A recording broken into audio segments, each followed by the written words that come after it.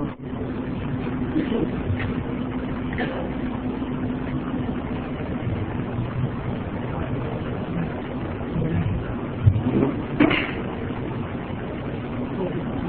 علیکم.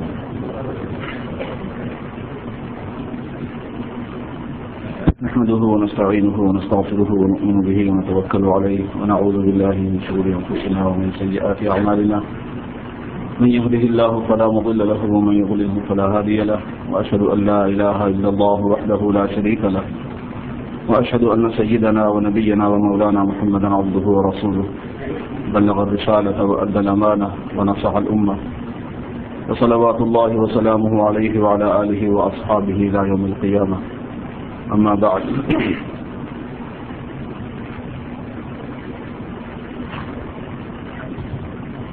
قال رسول الله صلى الله عليه وسلم: أنتم على بينة من ربكم ما لم تظهر فيكم شكرتان، شكرة الجهل وشكرة حب الدنيا، تأمرون بالمعروف وتنهون عن المنكر وتجاهدون في سبيل الله، فإذا ظهرت فيكم شكرة الجهل وشكرة حب الدنيا فلا تأمرون بالمعروف ولا تنهون عن المنكر، إلى آخر الحديث.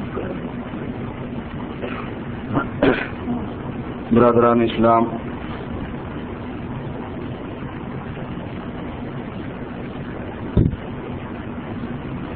آج جمعہ کے بعد سے یہاں دعوت و تبلیغ کا اجتماع شروع ہو رہا ہے، تو جو مقامی حضرات ہیں ان سے درخواست ہے کہ وہ اس پروگرام میں شرکت فرمائیں.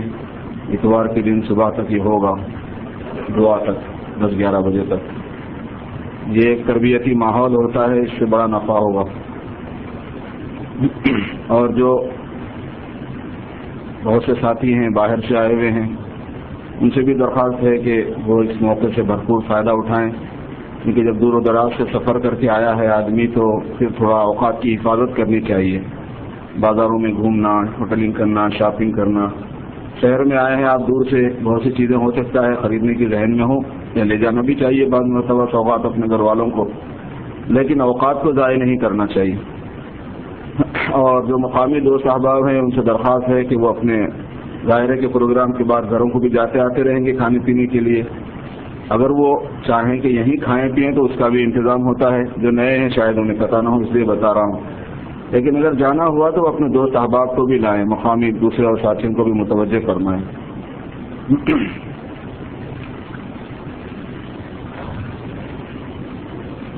میں جو بات گزشتہ جمعہ عرض کر رہا تھا، اپنی بات کا تسلسل وہیں سے قائم کرنا چاہتا ہوں، کیونکہ گزشتہ جمعہ بھی میں نے دعوت و تبلیغ کے عنوان پر ہی ایک بات کرنے کی تھوڑی کوشش کی تھی، اور یہی حدیث میں نے پڑھی بھی تھی.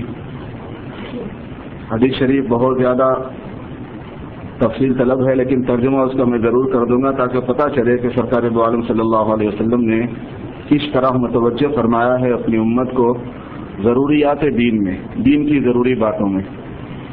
مثلا اس حدیث میں حضور پاک صلی اللہ علیہ وسلم نے فرمایا کہ تم اپنے پروردگار کی طرف سے مدد پر رہو گے. مسلمانوں کو خطاب کر کے فرمایا کہ تم اپنے رب کی طرف سے مدد پر رہو گے. اللہ کی مدد تمہیں شامل حال رہے گی جب تک 2 نشے تم میں نہ آ جائیں. اگر 2 قسم کا نشہ تم میں آ جائے گا تو اللہ اپنی مدد تم سے ہٹا لے گا. اور فرمایا کہ ایک نشہ جہالت کا ہے. ہم تو اب تک یہی سمجھتے ہیں نا کہ الکوہل میں نشہ ہے، شراب میں نشہ ہے، ڈرگس میں نشہ ہے. نہیں، نبی کا نور ایک الگ چیز کو بھی دیکھتا ہے.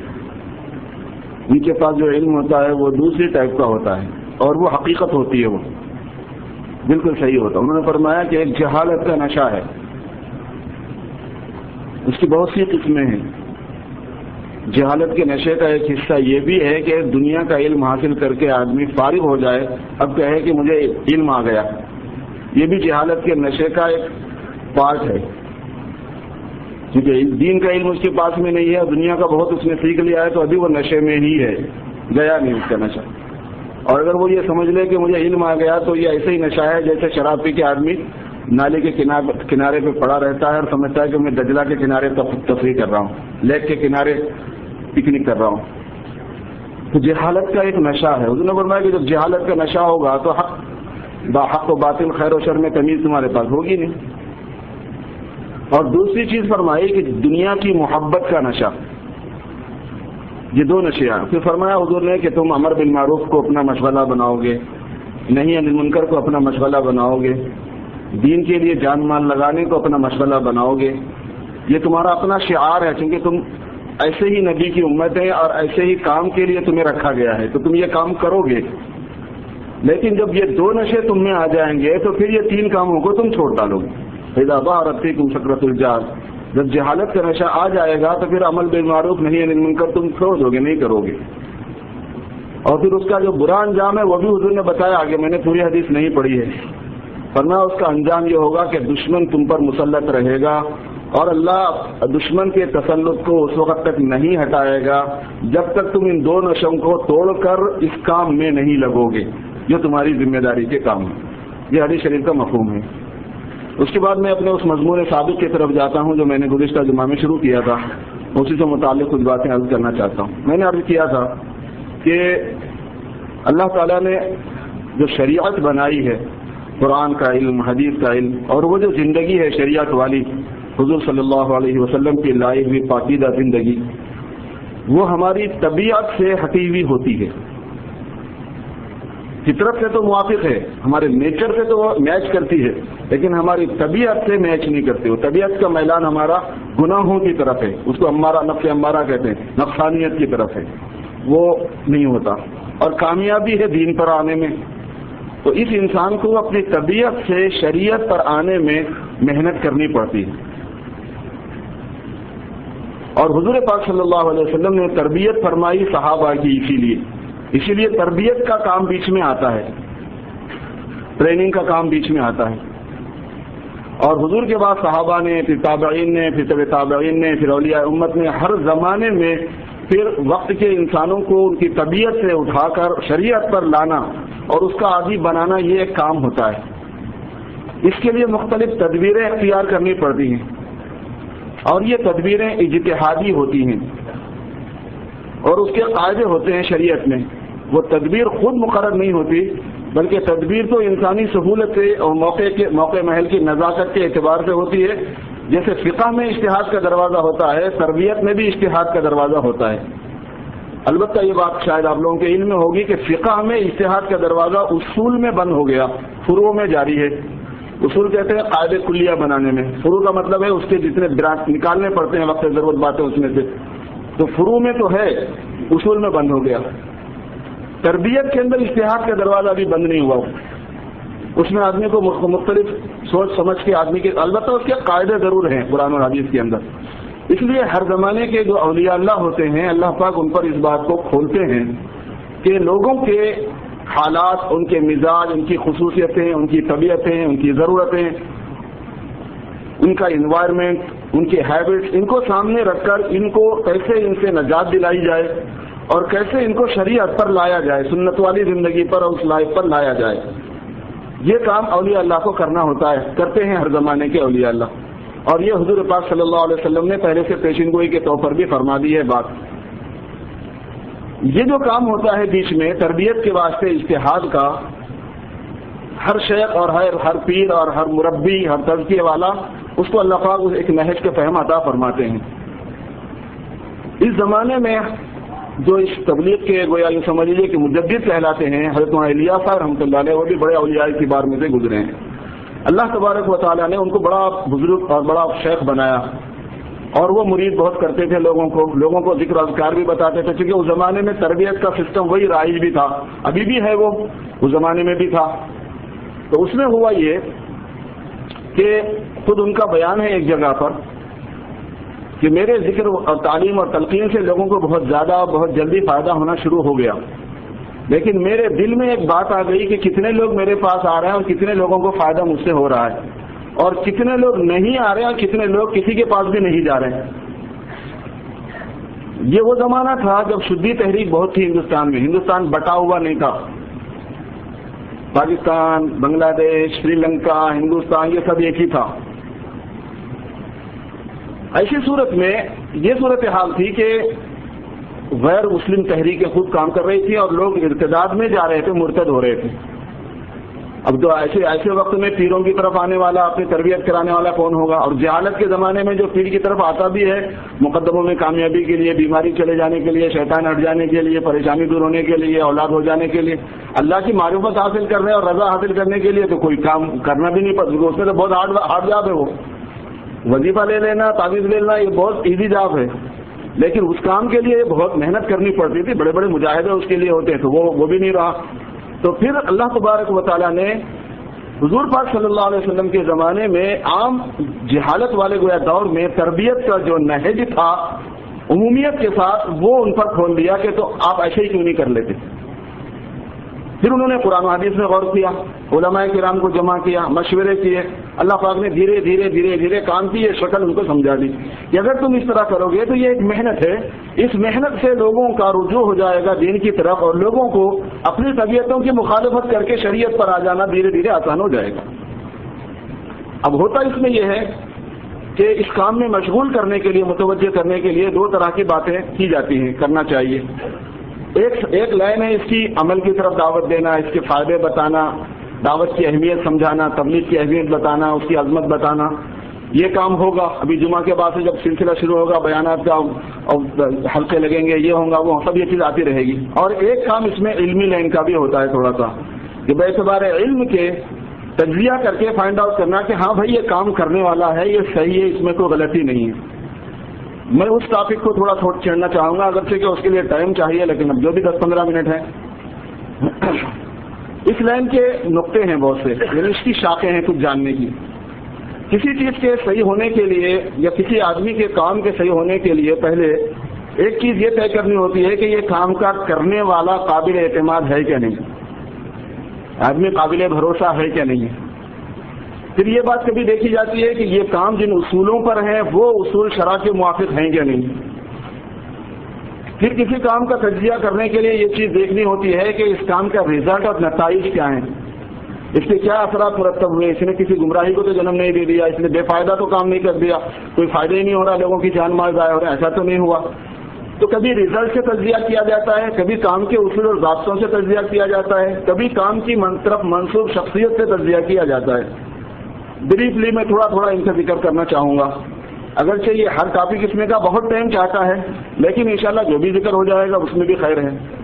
تو میرے دوستوں، ایک یہ ہے کہ جس شخصیت سے اللہ تبارک و تعالیٰ نے جن شخصیتوں کو اس میں انوالو کیا اور ان سے کام لگایا، ان کا تھوڑا سا اندازہ ہو جائے کہ یہ لوگ کیسے تھے، صحیح تھے نہیں تھے، ان پر ٹرسٹ کیا جائے نہ کیا جائے۔ حضرت مولانا الیاس صاحب رحمۃ اللہ علیہ یہ عالم دین تھے اور بہت بڑے عالم تھے، اور انہوں نے حضرت مولانا خلیل احمد صاحب سہارنپوری رحمۃ اللہ علیہ سے علم دین حاصل کیا، اور وہ پورا عالم بنے اور محدث بنے، اور حدیث کے علم کے ماہر تھے، بہت زیادہ اللہ تبارک و تعالیٰ نے ان کو قبول فرمایا تھا، اور پھر وہی ان کے شیخ بھی تھے۔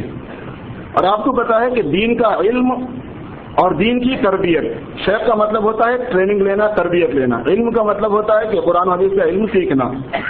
یہ سب آپ جانتے ہیں کہ حدیث کا علم مستند ہے پورا، یعنی اگر آپ یہ چاہیں مجھ سے کہ بھائی میں ایک مدرسے کا پڑھا ہوا ہوں، آپ اپنی بات حضور تک پہنچائیں، تو ہمارے پاس یہ بات ہوتی ہے کہ ہم اپنی بات کو حضور تک پہنچائیں، اس کی ذمہ داری ہم پر ہوتی ہے۔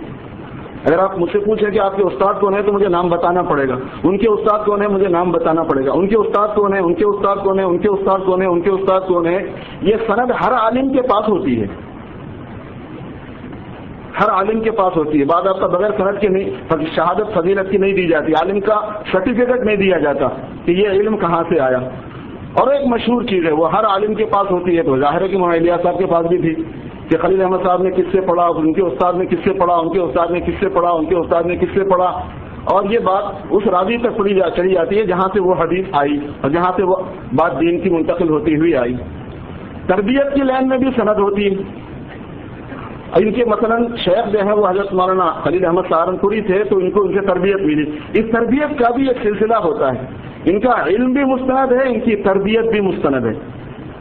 تربیت کے اندر ہوتا کیا ہے کہ بھائی تمہاری تربیت مولانا خلیل احمد صاحب نے کی، مہاجر مدنی ہیں، ہجرت کر کے چلے گئے تھے، وہی قیام رہا ان کا پھر، اور حدیث کی بڑی خدمات ہیں، ان کی کتابیں ہیں، ان کی بذل المجہود ابو داؤد کی شرح انہی کی ہے، بہت کام ہے ان کا حدیث کے اوپر، حدیث کی خدمات کے اوپر، شارح گزرے ہیں حدیث کے.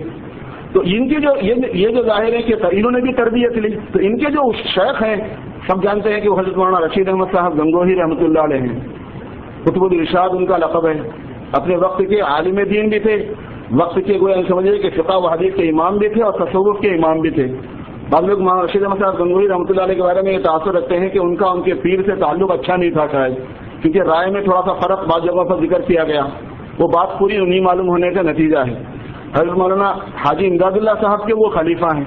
حاجی امداد اللہ صاحب نے مولانا رشید احمد صاحب کے بارے میں فرمایا ایک مرتبہ کہ میں نے لوگوں کی تربیت کے واسطے چڑیاں پکڑنے کے لیے، پرندے پکڑنے کے لیے جال بچھایا تھا، خدا نے اس میں ہما پھنسا دیا. مولانا رشید احمد صاحب کے بارے میں فرمایا کہ اس میں ہما پھنس گیا. ہما پرندوں کے اندر ایک ایسا پرندہ ہوتا ہے کہ جس کے بارے میں یہ خیال لوگوں میں پایا جاتا ہے کہ اگر وہ کسی کے سر پہ بھی بیٹھ جائے تو بادشاہت مل جاتی ہے. تو تعبیر کرنا ہوتا ہے کسی بات کو بتانے کے واسطے. تو اپنے شیخ کے پاس اتنا بڑا ان کا مقام تھا تو ایسی بات نہیں تھی. تو حضرت گنگوہی کے جو پیر و مرشد ہیں حاجی امداد اللہ صاحب ہیں. اب حاجی امداد اللہ صاحب کے جو پیر و مرشد ہیں حضرت میاں جی نور محمد صاحب رحمۃ اللہ علیہ ہیں. واقعات ہر ایک کے بھرے ہوئے ہیں کہ ان لوگوں کے کیسے حالات تھے، کیسے متقی پرہیزگار، کیسے صاحب کشف و کرامات بزرگ لوگ تھے. حضرت میاں جی نور محمد صاحب کے جو پیر ہیں وہ حضرت شاہ عبد الباری ہیں، اور حضرت شاہ عبد الباری رحمۃ اللہ علیہ کے جو پیر و مرشد ہیں حضرت شاہ عبد الحادی ہیں، اور حضرت عبد الحادی رحمۃ اللہ علیہ کے پیر و مرشد ہیں حضرت شاہ عبد الدین رحمۃ اللہ علیہ. اور ان کے ایک پیر گزرے ہیں شاہ محمد رحمۃ اللہ علیہ، اور ان کے دادا پیر کا بھی نام اتفاق سے محمد تھا، دونوں محمد نام کے ایک ہی ساتھ ہیں. اور پھر ان کے پیر ہیں حضرت شاہ محب اللہ صاحب رحمۃ اللہ علیہ، اور ان کے پیر ہیں حضرت جلال الدین رحمۃ اللہ علیہ، اور ان کے پیر ہیں حضرت جلال الدین حضرت بو سعید رحمۃ اللہ علیہ جو ہے شاہ عبد القدوس گنگوہی رحمۃ اللہ علیہ کے نواسے ہوتے ہیں. اور ان کے پیر و مرشد ہیں حضرت شاہ عبد القدوس گنگوہی. ان کا نام آپ نے سنا ہی ہوگا، بزرگوں کی کتابوں کے اندر بہت نام ان کا آتا ہے، 500 سال پہلے کے بزرگ. اور حضرت شاہ عبد القدوس گنگوہی رحمۃ اللہ علیہ کے جو پیر و مرشد ہیں وہ وہ بھی ان کا نام بھی حضرت ان کا نام حضرت محمد احمد ہے. اور ان کے پیر و مرشد ہیں عبد الحق نام کے، اور ان کے پیر و مرشد ہیں حضرت جلال الدین کبیر الاولیاء کے نام سے. وہ ایک جلال الدین پیچھے گزرے ہیں، ایک یہاں پر ہیں. اور حضرت جلال الدین کبیر الاولیاء جو ہیں وہ حضرت شیخ شمس الدین ترک شمس الضحیٰ کے خلیفہ ہیں. اور شمس الدین ترک شمس الضحیٰ جو ہیں وہ حضرت بابا علاء الدین صابر کلیری کے خلیفہ ہیں. اور کلیر شریف کو ہندوستان پاکستان کو کوئی آدمی نہیں جانتا، صابر کلیری کو کون نہیں پہچانتا.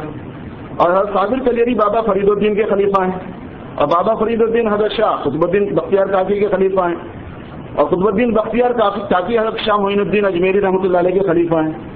تو تربیت کا جو سلسلہ ہے وہ بھی حضرت شاہ معین الدین چشتی سے اوپر آپ کو بتانے کی ضرورت نہیں ہے، وہ سب کے نزدیک نون چیز ہے، جانی پہچانی چیز ہوتی ہے.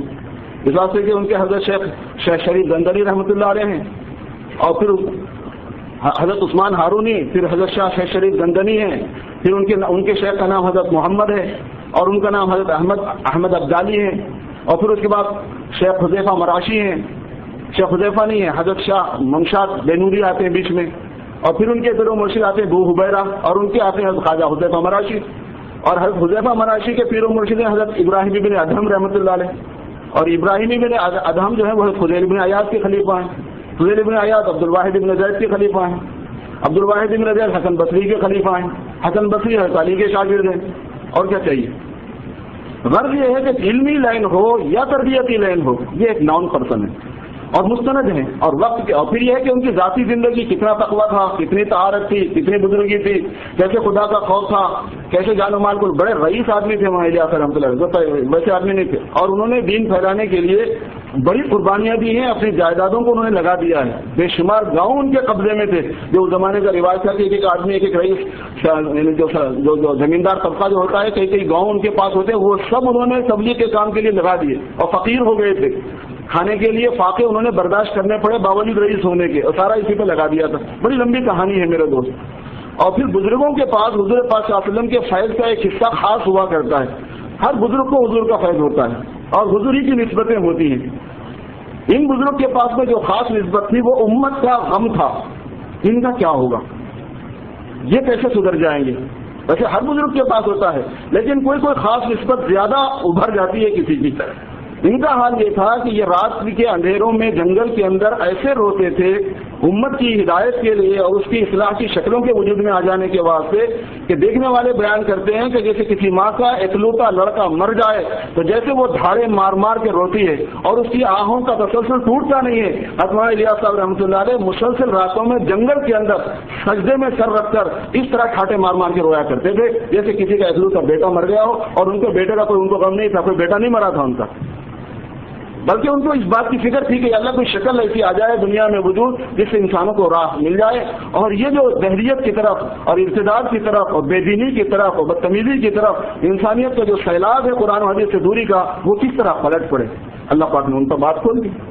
تو غرض یہ ہے کہ ایک ہوتی ہے شخصیت اور ایک ہوتا ہے کام اور کام کے اصول۔ دنیا جانتی ہے کہ 6 نمبروں کی بنیاد پہ محنت ہوتی ہے، یعنی بیسک کاموں کو کرو، حتیٰ کہ اس میں اتنا اہتمام ہے کہ کسی چیز کو چھیڑو مت، ایون سیاسیات میں مت جاؤ۔ تبلیغ والے کبھی ان کی پالیسی میں نہیں ہے سیاسیات میں پالیٹکس میں داخل ہونا، دنیا جانتی ہے، وہ کبھی اس ٹاپک پہ بات نہیں کریں گے، اس ٹاپک پہ تقریر نہیں کریں گے، اور اہم بات یہ ہے کہ مسائل میں تک نہیں جاتے یہ لوگ۔ اپنے اپنے عالموں سے پوچھو، اسکول آف تھاٹ الگ الگ ہیں، آپ کس کو کیا کیا بولتے رہو گے، کام عمومی ہے، ہر کسی آدمی کو مفتی بنا نہیں سکتے، اور اگر ہر کوئی مفتی بننے لگا تو جو کچھ سیکھنا ہوتا ہے وہ تو آپ کو پتہ ہی ہے۔ بھائی وہ مسائل میں مت جاؤ اور سیاست میں مت جاؤ، بھائی مسائل کے بغیر تو دین پر چلے گا نہیں آدمی، تو نہیں مسئلہ تو ضروری ہے مگر اپنے عالم سے پوچھو، ہم عالم تھوڑی ہیں، عالم کا کام عالم کرے، دین کی محنت اس میں سب کو اللہ نے اجازت دی ہوئی، اپنے اپنے حیثیت کی بقدر وہ لگے رہنا ہے، اور عوام الناس کو ایک سرکل دے دیا گیا کہ اس میں کرنا ہے تو بڑی حفاظت اور سیفٹی بھی ہے، اس کے اصول ضابطے بتا دیے گئے، اور وہ ایسی چیزیں ہیں کہ ہر مسلمان جانتا ہے، کیونکہ جاننے کی بات یہاں پہ اتنی نہیں ہے جتنی پریکٹس کرنے کی اور مشق کرنے کی، ماحول بنانے کی بات ہے اصل میں۔ ایمان کی بات، نماز کی بات، علم کی بات، ذکر کی بات، اخلاق کی بات، اس میں کون کیا اختلاف کرے گا، اور دین کے لیے جان و مال لگانے کی محنت کرنا ہے۔ تو کام اپنے اصول کے ساتھ میں میرے دوستوں انتہائی سادہ اور انتہائی قیمتی اور گہرا ہے، اور بہت فائدہ ہوا۔ کسی کوئی ایسی بات کہ کوئی بزرگوں کے خلاف ہو یا کوئی ایسی بات ہو، کام کے اندر جو چیزیں کی جاتی ہیں اس کے اعتبار سے بھی ایک تجزیہ ہوتا ہے، جیسے فضائل اعمال کتاب اس کی مشہور ہے، وہ الیاس صاحب کی لکھی ہوئی نہیں ہوتی، وہ حضرت شیخ الحدیث مولانا زکریا صاحب کی ہے، ان کو حکم دیا حضرت نے کہ حضرت الیاس صاحب نے کہ آپ لکھو لوگوں کی تربیت کے واسطے فلاں فلاں سبجیکٹ کے اوپر کچھ رسالے، کہ جب یہ جائیں جماعت میں یا کام کریں تو ان کو یہ پڑھنا ہونا چاہیے تاکہ علم ان کا سلسلہ چلتا رہے، اور اس کے علاوہ کے جو علوم ہے وہ دوسروں سے جا کے سیکھیں گے۔ یہ نہیں ہے کہ پورا دن یہی ہے، نہیں، اس کا ایک سلیبس ہے، اس کا ایک اسکیجول ہے، وہ لوگوں کو پڑھایا جائے۔ اس سے مراد اس میں صرف نالج فراہم کرنا اصل نہیں ہے ان 6 نمبروں کی یا ان خاص سبجیکٹس کے اوپر، یہ ہے کہ اس کی اتنی پریکٹس کی جائے، اس کا تکرار کیا جائے، بار بار سنا جائے کہ عمل میں آ جائے، جو معلومات ہے وہ معمولات بن جائے، اور ایک جذبہ کریٹ ہو جائے اندر آدمی کے، ایک عشق ابھر جائے اللہ کے ساتھ، اللہ کے حبیب کے ساتھ، اور دین پر چلنے کا ایک داعیہ آ جائے، اور لوگوں کی پرواہ نہ رہے، اور دنیا کی محبت میں کمی آ جائے، قبر کی تیاری کی فکر آ جائے، اللہ کے سامنے کھڑے ہونے کا خوف آدمی میں آ جائے، آخرت کی فکر اس پر سوار ہو جائے، یہ اصل اس کے لیے ہے پریپریشن، اور اس کے واسطے سلیبس وائی کرتا ہے۔ اس کے لیے جو کام کی ترتیب ہے 3 دن کی، 10 دن کی، 40 دن کی، لوگوں کو بڑا آبجیکشن ہوتا ہے کہ یہ کہاں سے ان لوگوں نے نکالا ہے۔ یہ ایسے ہی ہوتا ہے جیسے کہ ہم دوسرے تعلیمی اداروں میں کام کر لیتے ہیں، اپنا مدرسے چلاتے ہیں، انسٹیٹیوٹ چلاتے ہیں، دوسری چیزیں چلاتے ہیں۔ اب اللہ نے تو حضور نے تو یہ فرمایا کہ علم سیکھنا ضروری ہے، حضور نے فرمایا بچوں کی تربیت کرنا ضروری ہے، تعلیم دینا ضروری ہے، ہر مسلمان جانتا ہے۔ ہم کیا کرتے ہیں؟ اس حدیث پر عمل کرنے کے لیے کیا طریقہ ہے، کیسے علم دیا جائے، کیسے تربیت کی جائے۔ ہمارے بچے تو اسکول جاتے ہیں، لے دے کے ہمارے پاس ویکینڈ خالی ہے، اور ویکینڈ میں جا کے سینٹر والوں سے بولتے ہیں کہ بھائی کچھ کرو ہمارے بچوں کا، تو وہ لوگ بولتے ہیں ٹھیک ہے ہم کچھ کریں گے۔ تو پھر وہ لوگ یہ کرتے ہیں کہ صاحب ایک اسکیجول بنا دیتے ہیں کہ 9 بجے سے لے کے 1:15 بجے تک یہ ہوگا۔ اب اس میں مختلف سبجیکٹ ہوتے ہیں، یہ دعاؤں کا ہے، یہ نماز کا ہے، یا قائد کا ہے۔ اب اگر آپ حدیث میں جا کے یہ دیکھنے لگیں گے کہ ویکینڈ میں پھر 9 بجے سے لے کے 1:15 بجے تک یہ کام کرنا، یہ نہیں ملتا حدیث میں۔ حدیث میں اس کی اجازت رہتی ہے، یہ تربیت کا ایک نظام ہوتا ہے کہ ٹھیک ہے آپ کو جس دن سہولت ہے اس دن تعلیم دو بچوں کو، جس ٹائم سہولت ہے اس ٹائم تعلیم دے دو، جس اسکیجول سے ہے اس اسکیجول سے دے دو. اس میں شرعی اجازت ہوتی ہے، اس میں شرعی صراحت نہیں ہوتی کہ آپ کو یہی کرنا پڑے گا. نہیں، آپ کو پیر کے دن سکھانا پڑے گا، ہفتے کے دن سکھانا پڑے گا، ایسا ہے کہیں کہ بچوں کو علم دو تو ایسا دو، یا بڑوں کو علم سیکھنا ضروری ہے تو اس کا کوئی خاص بھائی ٹھیک ہے کسی سے پوچھ لو، جا کے کتاب پڑھ لو، سن لو، اور کہیں داخلہ مدرسے میں لینا ہو تو لے لو. سب چیزوں کی اوپن اجازت ہوتی ہے. ایسے یہ لوگوں کی مصروفیتوں کے اعتبار سے ایک اسکیجول بنایا گیا، ایک ترتیب اس کی بنائی گئی کہ بھئی لوگ جو ہے نا کچھ ہر روز تھوڑا سا بزی رہیں، پھر ہفتے میں ایک مرتبہ تھوڑا اور بزی ہو جائیں، پھر مہینے میں ایک مرتبہ تھوڑا سا اور بزی ہو جائیں، پھر سال میں ایک مرتبہ تھوڑا سا اور زیادہ بزی ہو جائیں، اور ان کے کاروبار کو بھی ڈسٹرب نہ ہو. وہ بیوی بچوں والے ہیں، ان کی مصروفیتیں ہیں، ان کے تقاضے ہیں، وہ پالنا بھی ضروری ہے ان کے ذمے. تو اگر ہم کام کا تجزیہ کریں گے تو کوئی بات خلاف شرع نہیں ہے اور مفید انتہائی ہے. اللہ نے پوری اس کا فائدہ کیا ہوا، پوری دنیا میں یہ کام پھیلا، اور اس کے اثرات کیا ہوئے، ایسے ایسے لوگوں نے توبہ کی، اور ایسے ایسے لوگوں کی زندگیوں کے اندر اصلاح ہوئی، اور ایسے ایسے لوگوں نے سنت پر عمل کرنا شروع کیا، اور ایسے ایسے نوجوان تہجد گزار بن گئے. کیونکہ تہجد گزار تو فرائض کی بہت بات کی بات ہے نا. ایسے ایسے نوجوان تہجد گزار بن گئے، شراب کے عادی، کباب کے عادی، شباب کے عادی، شباب کی آزادیوں کے عادی. اس کے باوجود اللہ پاک نے توفیق دے دی. کتنے لوگوں نے حرام کاروبار چھوڑے، حرام بزنس چھوڑے، کتنے لوگوں نے چوری ڈکیتی سے توبہ کی. چوروں اور ڈکیتوں نے جماعت میں لگ کر اپنے پورے گینگ کو سنبھال لیا. ایسے واقعات ٹائم نہیں ہے سنانے کا. ایک آدمی ہمارے پاس آیا تھا، کہنے لگا بھائی سب سے پہلے یہ سن لو کہ میں چوروں کے گینگ کا جو ہے نا وہ ایڈمنسٹریٹر تھا. ہم لوگ سب پریشان کہ بھائی تبلیغ کی تقریر کر رہا ہے یا کیا کر رہا ہے. کہنے لگے ذرا سنو تو صحیح کیا ہے. وہ جماعت والوں نے مجھے پکڑا، وہ کیسے پکڑا اس کی بڑی اس نے دلچسپ ڈیٹیل بتائی. وہ کس طریقے سے پھنسا ان کے ساتھ، مطلب ایسا آدمی کا کسی کے ہاتھ آتا ہے. پھر اس کے بعد اس نے بتایا کہ میں 3 دن لگایا، پھر میں نے 10 دن لگایا، پھر میں نے 4 مہینے لگائے. پھر اس نے بتایا کہ میں نے اپنی گینگ کے 11 ساتھیوں کو توبہ کرا کے سب کے 4 مہینے لگوا دیے ہیں. اللہ تبارک و تعالیٰ نے اس کے نتائج دکھا دیے پورے عالم میں. تو چاہے شخصیت کو دیکھیں، چاہے کام اور اس کے اصول ضابطوں کو دیکھیں، چاہے رزلٹ اور نتائج کو دیکھیں، انتہائی مفید، اویلیبل، میسر، سہولت والا کام اللہ پاک نے ہمیں دیا ہے. اس کا ایک اسکیجول آپ کے سامنے چلے گا. آپ سے درخواست ہے کہ آپ اپنے وقتوں کو لے کے یہاں بیٹھیں. بڑا پیسفل ماحول، پیار محبت کا، شیر شکر کا، اور اس کے ساتھ ساتھ ایک دوسرے کے اقدار کا ایک ایسا ماحول یعنی ہم سب مل کے کریٹ کرنا ہوتا ہے کہ جس سے دین کی عظمت بھی آئے، دلوں کو تھوڑا سا پیس بھی ملے، سکون بھی ملے، ٹینشن بھی دور ہوتا ہے، اور دین کی طرف ہماری طبیعت چلے گی. تو سب تیار ہیں اس کے لیے انشاءاللہ. اللہ ہم سب کو عمل کی توفیق دے. سنتیں پڑھ لیجئے.